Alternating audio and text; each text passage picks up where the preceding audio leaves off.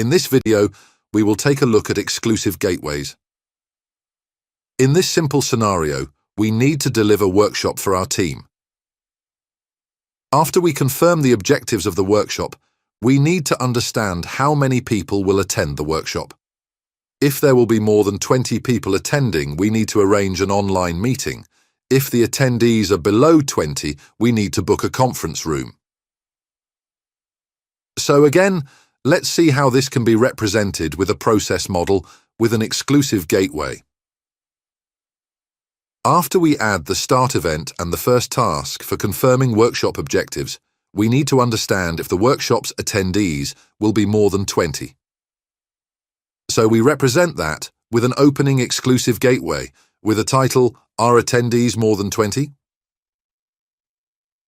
If there are more than 20, we go ahead and book an online meeting, otherwise we book a conference room.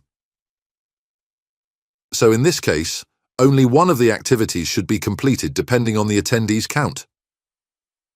Then we can proceed and merge the flow together and add the merging or closing exclusive gateway. And finally, we can have the end event for workshop organized. It is important to remember that the opening gateway and closing gateway should be always the same type. In this case, we have opening exclusive gateway and closing exclusive gateway.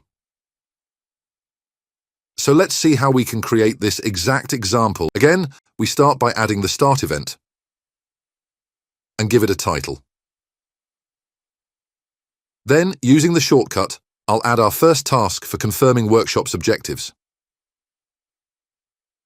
Then, for the decision point, I need an exclusive gateway which can be found from the Elements panel. As a rule, every opening exclusive gateway should have a title which helps us understand what decision needs to be made. So in order to label this gateway, I will double-click the element and add my decision point. Are attendees more than 20? Now I want to represent both options. By default, the yes and no paths appears as these are the most common outcomes of an exclusive gateway. In the case where the attendees are more than 20, the label of arrow between the gateway and the task will say yes. And if the attendees are less than 20, will say no. If we need to change the label of the arrows, we can go to the diagramming menu where I can change the yes and no outputs to something else. Now I can go ahead and label my two tasks accordingly, and we should not forget to merge the flow back together with the same type of gateway.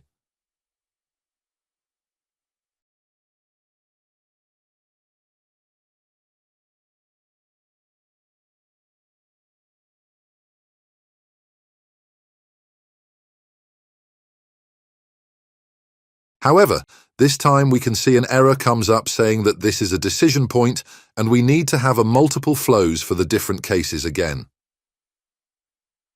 The reason for this is that the system cannot recognize which exclusive gateway is a decision point and which is simply a merging gateway. So we need to do one quick configuration to this shape.